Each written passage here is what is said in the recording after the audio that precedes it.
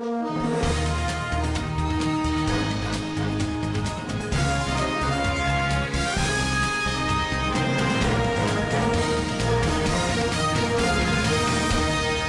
News, informé dans l'éthique.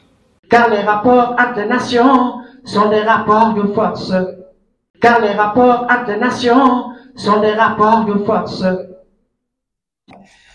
Bonjour mes frères, bonjour chers étudiants, bonjour messieurs de la presse, bonjour chers camarades panafricanistes du FIPAM, il faut le préciser. Alors je suis Eli Kamano, artiste, auteur-compositeur, panafricain, et j'ai entamé une tournée dans les pays du Sahel pour la dernière fois où j'ai eu l'opportunité avec la presse sénégalaise de faire un compte-rendu. Et ce compte-rendu aussi m'amène à faire une autre conférence de presse, mais cette fois-ci avec les étudiants sénégalais. Et c'était prévu initialement à la place d'un souvenir, je crois. À la place du souvenir, je veux dire, excusez-moi. Mais on l'a délocalisé pour des raisons, peut-être que Modou est mieux placé pour les évoquer. Alors, comme il l'a dit, on tient aujourd'hui cette conférence autour de la souveraineté monétaire de l'Afrique. Et qui parle de souveraineté monétaire parle justement du franc CFA. Et les questions liées à la souveraineté de l'Afrique, aujourd'hui, il y a un certain nombre de phénomènes qu'il faille régler si l'on veut que l'Afrique de demain soit une Afrique totalement indépendante et une Afrique respectée par ceux qui lui imposent aujourd'hui leur hégémonie militaire et monétaire. Parce que les plus grands soucis qu'on a aujourd'hui, c'est l'hégémonie militaire et monétaire qu'on nous impose dans nos pays. Alors, je vais mettre l'accent sur la nécessité d'une souveraineté monétaire pour l'Afrique et sur le danger de cette monnaie coloniale qui nous renvoie aux sombres souvenirs d'une époque où l'Afrique a vraiment subi le poids du monde. Et donc, pour la petite histoire, le franc CFA est né le 26 décembre 1945 lors de la ratification des accords du Bretton Woods par la France, et il signifiait donc le franc des colonies françaises d'Afrique. Et qui dit franc des colonies françaises d'Afrique dit automatiquement monnaie qui était utilisée par tous les pays colonisés par la France. Mais à cause justement du caractère gênant, insultant, humiliant, voire même déshumanisant de cette appellation, parce que les choses évoluaient, parce qu'on n'était plus dans une colonisation systématique, alors ces assassins techniques et financiers, que j'appelle moi des bandits financiers qui ont mis en place le franc CFA, ont eu l'intelligence de le rebaptiser en 1958 franc de la communauté financière africaine. Donc on a vu que les choses et le nom a évolué, mais le rôle est resté inchangé. Pourtant, le but initial et principal du franc CFA, c'était de restaurer un moyen de paiement dans les territoires qui avaient été isolés de la métropole lors de la Seconde Guerre mondiale. C'était ça le but initial. Mais on a vu, après la décolonisation, que le franc CFA a survécu en Afrique. Même si certains pays où le nombre de pays utilisateurs a varié. Parce que des États comme la Guinée, les Comores et la Mauritanie l'ont abandonné et ont décidé de développer leur monnaie. Tandis que d'autres États comme la Guinée équatoriale et la Guinée-Bissau ont librement choisi de le pratiquer et de l'utiliser. Mais puisque dans cette conférence de presse, il est question de parler de souveraineté monétaire, je pense qu'il est historiquement fondamental de rappeler ici le rôle joué par certains dirigeants. C'est pourquoi je vais parler du cas précis de la Guinée, la République de Guinée, la Guinée de Sékou Touré. le président Ahmed Sékou Touré, fervent défenseur de la dignité des Noirs et des peuples africains, a estimé, après l'indépendance de la Guinée en 1958, que le franc CFA est une violation de la souveraineté monétaire et un frein au développement industriel et économique des pays africains, qui les empêche d'adopter une politique monétaire autonome à l'instar des autres pays du monde. Il fallait donc s'en débarrasser et mettre en place une monnaie souveraine et autonome. Tenez-vous bien, on était en 1958.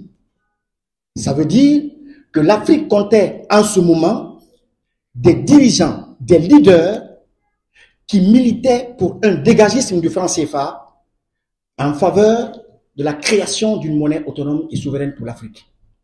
Parce qu'ils estimaient qu'ils ne pouvaient pas combattre le diable dehors et lui réserver une place dans leur maison. C'est ce à quoi nous assistons aujourd'hui. Nous avons beaucoup de dirigeants qui vont tenir des discours panafricanistes à l'ONU, qui tiennent des discours panafricanistes dans les grandes rencontres, dans les G40, dans les G50, que sais-je encore. Les diables qui vont dénoncer là-bas, l'impérialisme qu'ils vont dénoncer là-bas, mais ils lui réservent 14 chambres dans leur maison.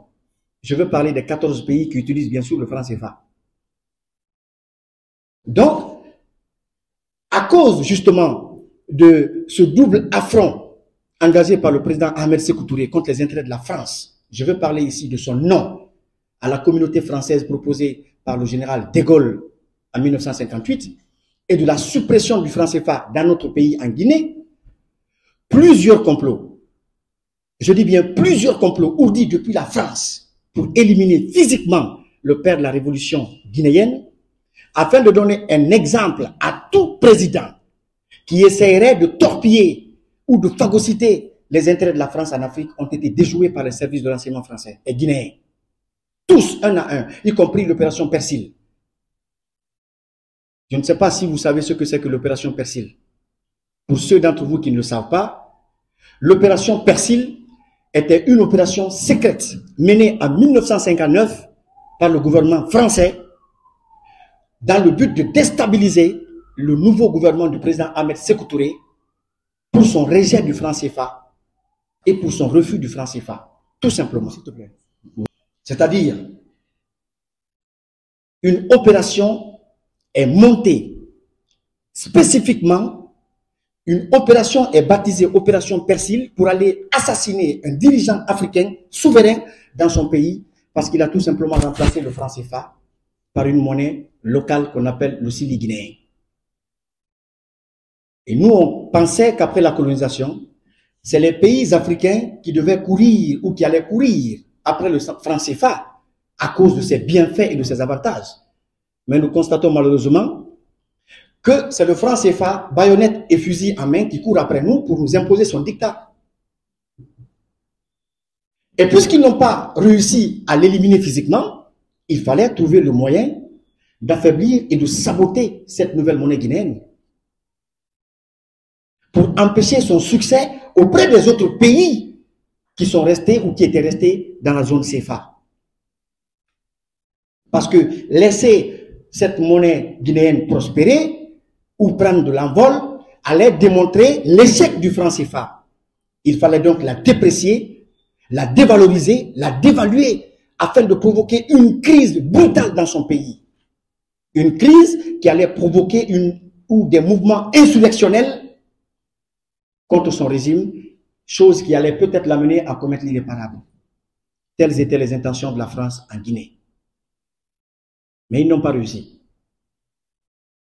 Et ce qu'ils n'ont pas réussi en Guinée, ils l'ont réussi au Mali et au Togo, en éliminant physiquement Olympio et Modibo, pour avoir eu la prétention de s'affranchir d'une monnaie coloniale qui assujettissait leur économie et asphyxiait leur pays.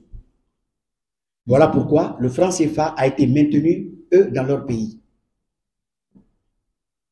C'est la raison fondamentale. Alors, ce qu'on doit retenir ici, et le message principal que je suis venu vous donner, c'est que la plus grande injustice et la plus grande inégalité dans cette histoire du franc CFA, c'est au niveau de la parité. Parce que lors de l'introduction de l'euro sur le marché le 1er janvier 1999, la parité du franc CFA a été fixée à 655,957 francs CFA pour un seul euro. Un seul euro, tenez-vous bien. Et ce qui est intéressant dans le film, c'est que depuis 1999, ce taux de change n'a pas varié. Il est resté invariable. Et les questions que moi, en tant que panafricaniste, les questions que je me pose, c'est que cette parité a été fixée avec l'accord de qui?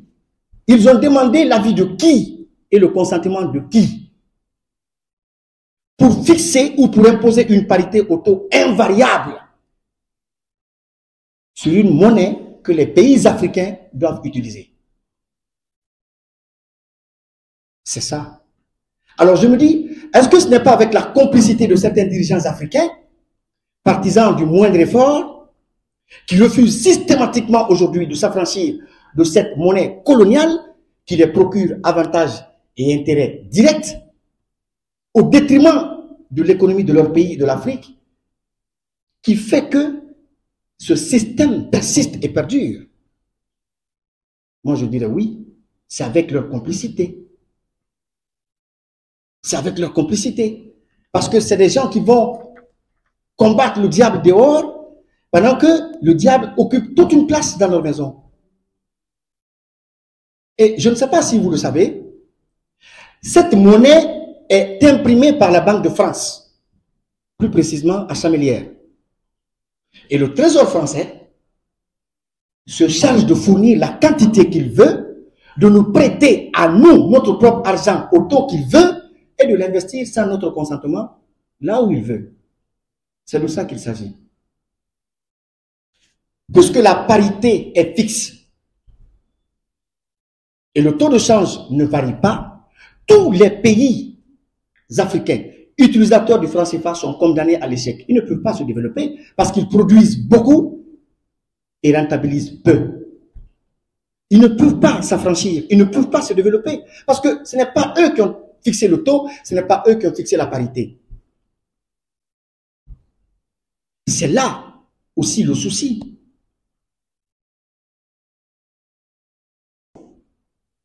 Moi, je me dis que dans les conditions normales,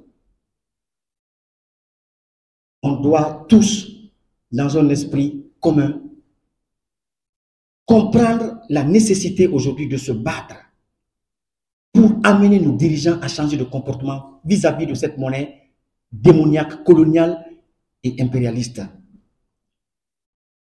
Parce que cette parité n'est que l'expression du mépris avec laquelle ces nouveaux colons traitent encore ces pays utilisateurs du franc CFA. Sinon, dans les conditions normales, du moment où le franc CFA est arrimé à l'euro, l'euro devenait automatiquement son frère jumeau avec une parité égale. Normalement, s'il n'y a pas d'injustice, s'il n'y a pas d'inégalité, parce que ce n'est pas notre invention, ce n'est pas notre marque, le franc CFA. Ce n'est pas nous qui l'avons demandé. Nous n'avons rien demandé. Nous ne sommes demandeurs de rien. Parce qu'avant le franc CFA, les Africains commerçaient. Avant le franc CFA, les Africains échangeaient. Avant le franc CFA, l'Afrique vivait. Ils nous ont apporté cette nouvelle monnaie coloniale, impérialiste. Et ils ont sommairement assassiné tous les leaders qui s'y étaient opposés. On continue à gober. Mais qui sommes-nous, Africains? Qui sommes-nous? Quelle est notre place dans cette mondialisation? Cette devise représente aujourd'hui deux monnaies communes avec une parité différente, utilisées par 14 pays africains regroupés en deux zones. Vous voyez le film? Comment ils nous ont organisés? Ces criminels techniques et financiers nous ont très bien organisés. Ils nous ont organisés en deux zones. La première zone, c'est l'Union économique et monétaire ouest-africaine, UEMOA, représentée par la Banque des États de l'Afrique de l'Ouest. Et la seconde zone, c'est la Communauté économique et monétaire de l'Afrique centrale, le CEMAC, représenté par la Banque des États de l'Afrique centrale. C'est comme ça que ces bandits nous ont organisés. Et nous, on cautionne cela. On le cautionne parce que il y a un piège. Et ce piège nous amène à nous adresser à vous avec des preuves très concrètes afin que vous compreniez que ce combat n'est pas le combat que de Eli Kamano, que ce combat n'est pas que le combat du Sénégal, ce combat n'est pas que le combat de la Guinée. Parce que la Guinée a déjà payé le prix pour ça. Je vous ai parlé tout à l'heure de l'opération Persil. Je vous ai parlé de la volonté du président Ahmed Sékou Touré, de sa volonté à amener ses autres compères à l'époque à adopter sa position, c'est-à-dire celle de rejeter complètement le franc CFA au profit d'une monnaie souveraine et autonome. Ils ont joué leur part dans l'histoire. Je pense que c'est à nous de jouer notre part aussi. Parce que chaque étape de l'histoire de l'Afrique a été franchie par des hommes. Et quelle est l'étape que nous allons franchir? Quelle est cette étape qu'on va franchir? Ou quels sont les objectifs qu'on s'assigne en tant que jeunes africains pour franchir l'étape de cette souveraineté monétaire ou de cet esclavage monétaire? Là est la vraie question. Donc, moi, ma solution, celle que je propose, c'est de tout simplement supprimer cette monnaie coloniale, démoniaque, impérialiste et machiavélique qui s'appelle CFA et créer notre propre monnaie, une monnaie autonome qu'on ira placer dans notre propre banque où personne ne va nous fixer une parité, où personne ne va nous fixer un taux de change. Et une banque qu'on fera nommer la Banque des pays souverains de l'Afrique.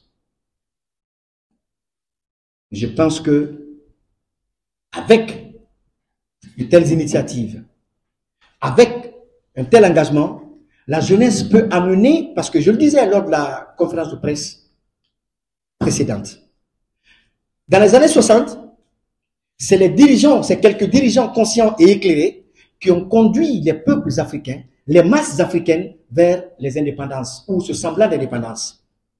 Mais aujourd'hui, c'est la jeunesse éveillée et consciente qui a le devoir de mettre la pression et de conduire, de pousser ces dirigeants vers une indépendance souveraine et totale de l'Afrique. L'indépendance souveraine, sanitaire, économique, financière, militaire. On doit exercer de la pression sur nos dirigeants. C'est pourquoi, à partir du Sénégal, à partir de Dakar, je n'arrêterai pas de lancer des messages. Parce que pour que le Sénégal soit aujourd'hui un pays considéré avec un indice de développement ou avec un indice de démocratie appréciable, vous avez mené beaucoup de combats.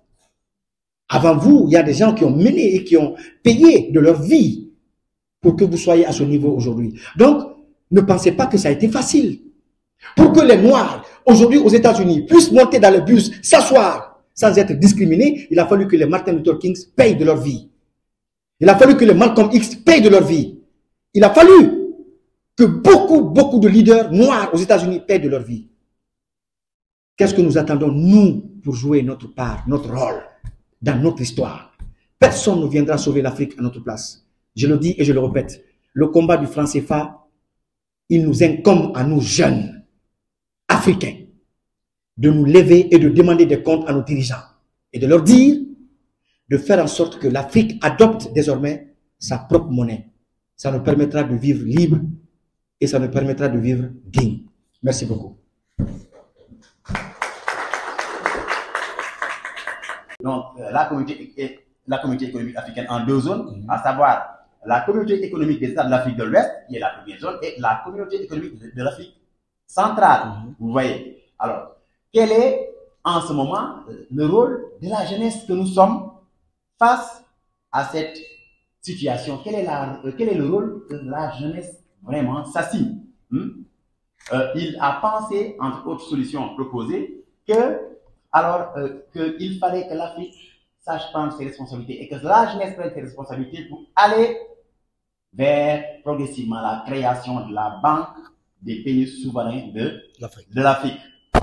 Pour que nous puissions penser passer à une indépendance souveraine et totale de l'Afrique. Voilà, donc tel que le combat se présente, tel que Eli Kamano le perçoit et tel que l'appel également qu'il lance à la jeunesse africaine que nous sommes. Je vous remercie. Et je pense avoir été fidèle dans la synthèse donc, des propos d'Eli Kamano. Oh, mais je crois que tu n'en avais pas besoin. Voilà. C'est des hommes intelligents. Justement.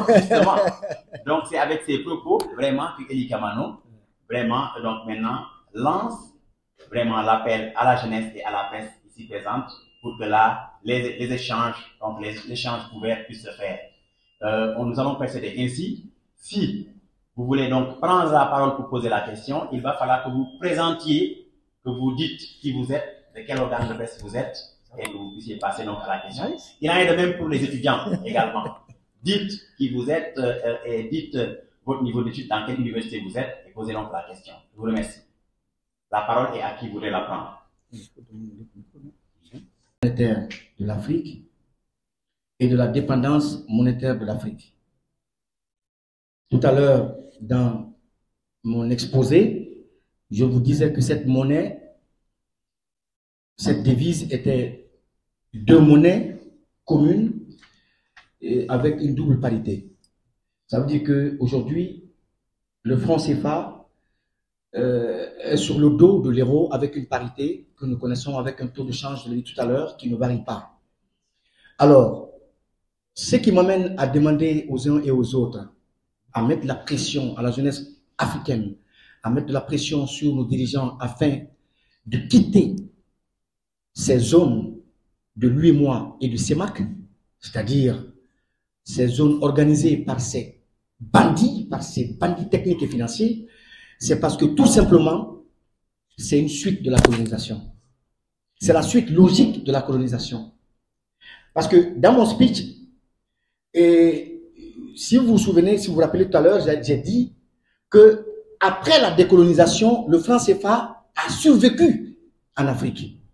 Vous voyez? Le fait que le franc CFA ait survécu pendant que son rôle initial, ce n'était pas de continuer à servir de monnaie pour ces pays souverains et indépendants, mais il a quand même survécu parce que les colons ont estimé et ont compris que comme la Bible, comme le Coran, on peut dompter l'Afrique avec la monnaie aussi. Mais ceux qui l'ont compris très tôt, tels que le président Ahmed Sékou Touré, ont reculé, se sont retirés, mais avec toutes les conséquences, au point où une opération spécifique a été montée pour aller le tuer, l'exécuter dans son pays. Donc, aujourd'hui, nous voulons, on ne peut pas combattre le diable, on ne peut pas dénoncer le diable, l'impérialisme, partout, sur tous les toits. Et c'est ce que nos dirigeants font. Quand ils vont dans les grandes rencontres, quand ils vont à l'ONU, ils tiennent tous des discours panafricanistes parce qu'ils veulent que la jeunesse africaine se retrouve dans leur discours. C'est la mode aujourd'hui. Celui qui veut entraîner ou celui qui veut drainer la jeunesse africaine sur son dos, il parle du panafricanisme. Et ça, on le comprend. Mais on ne peut pas tenir de tels discours pendant qu'on réserve encore de la place au franc CFA parce que c'est une monnaie coloniale et dominatrice qui empêche justement tous les pays qui l'utilisent à se développer. Ils sont condamnés. C'est des damnés. Pourquoi ils sont condamnés? Parce que, je l'ai dit tout à l'heure, ils n'ont pas fixé le taux, ils n'ont pas fixé la parité. Ils ne peuvent pas se développer. Vous comprenez? Donc, à ce niveau, je pense qu'on doit jouer et continuer à jouer nos rôles et ne pas penser que les messages que nous transmettons sont des lettres mortes ou deviennent lettres mortes auprès de la jeunesse africaine. Non, tel était le cas. On n'allait pas atteindre le niveau qu'on a atteint aujourd'hui dans le combat. Vous comprenez? Donc, je pense qu'il faut continuer. Nous sommes dans notre rôle et on le fera de façon inlassable, on le fera. Et quitte à ce que ça réussisse même après nous. C'est ça le plus important. Maintenant, par rapport à la deuxième question, qu'est-ce que c'était quoi même? Rappelez-moi. Ok. Est-ce que l'Afrique se rend compte que leur division profite beaucoup plus à l'Occident? Mais l'Afrique se rend compte, l'Afrique le sait. L'Afrique le sait. Vous pensez que vous ne savez pas? Tous ceux qui sont là le savent. Tous les Africains savent que la division de l'Afrique profite aux impérialistes. Tout le monde le sait. Mais le fait de le savoir, ce n'est pas ça le problème. Le fait d'aller vers une solution définitive et radicale, c'est ça le problème. Comment y parvenir? Parce que, à l'image du franc CFA, à l'image de l'organisation que ces gens-là ont réussi à faire de l'espace monétaire, UEMOA et du CEMAC, c'est comme ça qu'ils ont réussi aussi militairement et politiquement à diviser les Africains. Donc, comment voulez-vous que des pays qui se lancent dans une dynamique souveraine, une dynamique où ils se disent que l'Afrique a besoin aujourd'hui de s'inspirer de l'Union européenne, de s'inspirer des États-Unis, comme l'a voulu Thomas Sankara, comme l'a voulu Patrice Lumumba, Kwame Nkrumah, de se mettre ensemble. Et cette dynamique a commencé pour moi dans les pays de l'AES. Ça n'engage que moi. C'est une dynamique qu'il ne faut pas isoler. C'est une dynamique qu'il faut encourager. Parce que, vous voyez le film, puisque ces gens ont décidé de se défaire de l'armée française, puisqu'ils sont dans la perspective de se défaire de cette monnaie coloniale, ils sont combattus aujourd'hui par tout le monde.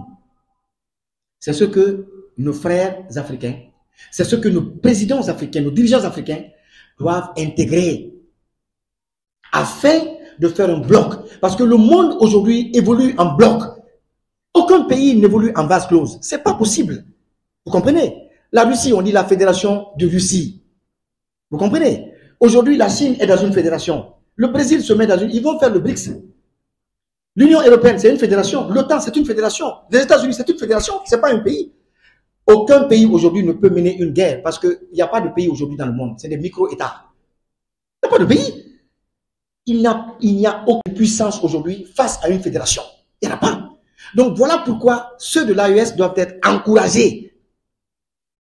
Donc, je pense que le combat, il ressemble un peu au combat mené par nos leaders dans les années 60. Il y en a qui ont eu une séparation brusque, brutale et avec les impérialistes. Il y en a qui ont eu une séparation à l'amicale, comme le Sénégal.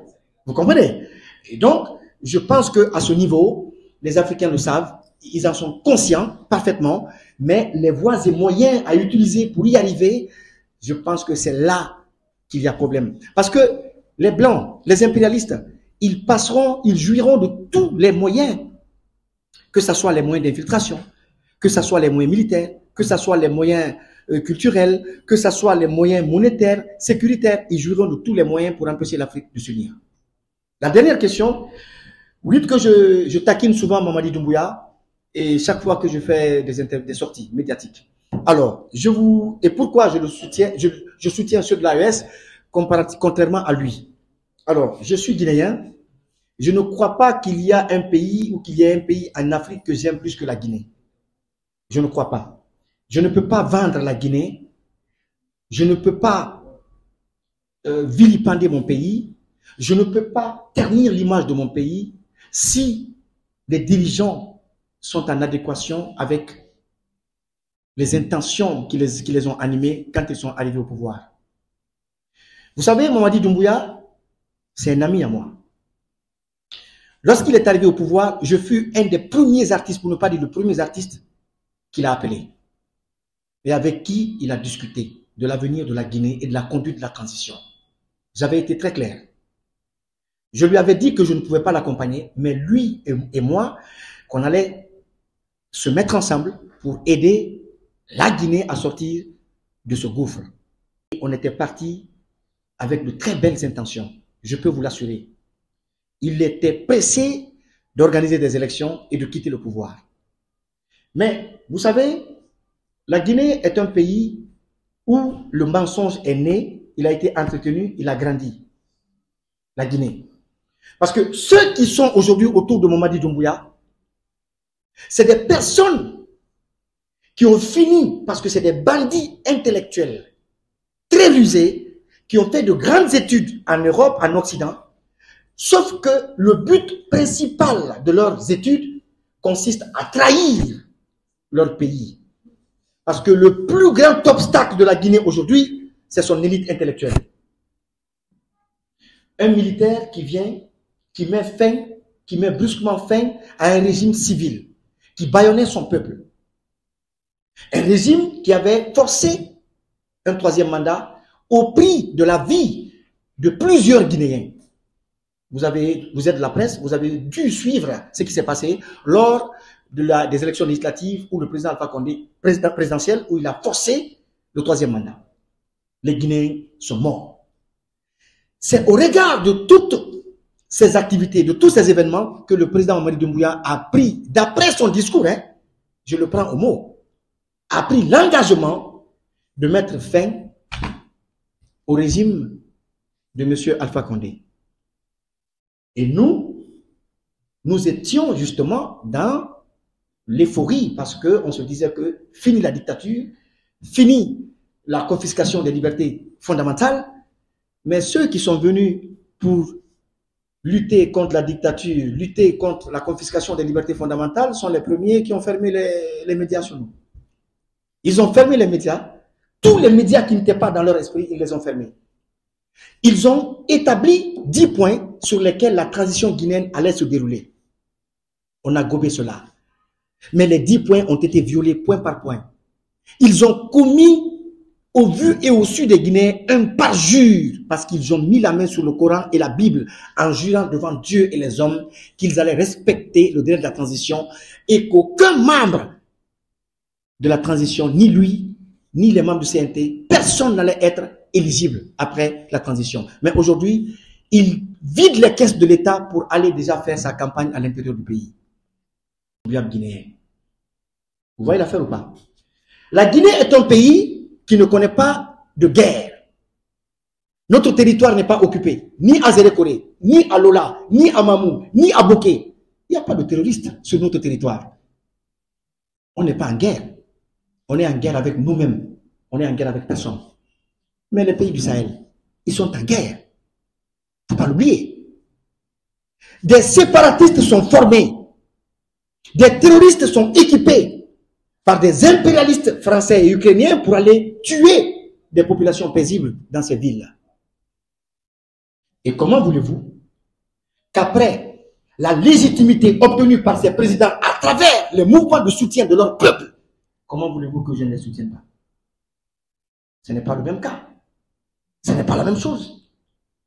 Que ceux qui m'opposent ces questions-là m'apportent la preuve aujourd'hui que Mamadi Doumbouya est un président qui a posé des actes en Guinée en 3 ans, à part séquestrer des activistes, faire disparaître des contestataires et mettre en exil, et forcer et envoyer des opposants en exil forcé. Car les rapports entre les nations sont des rapports de force.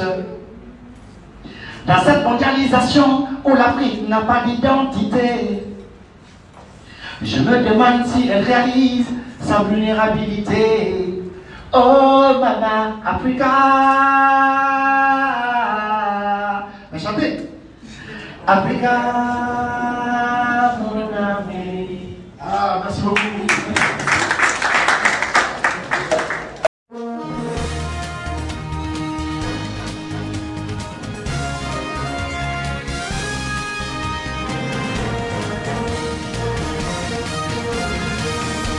CND News, informé dans l'éthique.